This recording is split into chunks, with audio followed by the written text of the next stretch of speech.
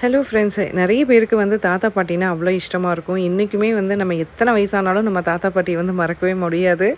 எந்த ஒரு நிகழ்வுலயும் அவங்களுடைய ஞாபகம் நமக்கு வந்து வந்துரும். அதே மாதிரி தாங்க இன்னைக்கும் வந்து எங்க அம்மாவோட அம்மா, அவங்க வந்து டீச்சர் தான். ஆனா வால்பாறை எஸ்டேட்ல இருந்தாங்க. அப்புறம் ஒரு காலகட்டத்துக்கு அப்புறம் ரிட்டயர்ட் ஆனதுக்கப்புறம் திருப்பூர் வந்துட்டாங்க. இங்க அவங்க இருக்காங்கன்னு சொல்லி தான் நானே வந்து இங்க அப்பாயின்மென்ட் இங்க வாங்கினேன்.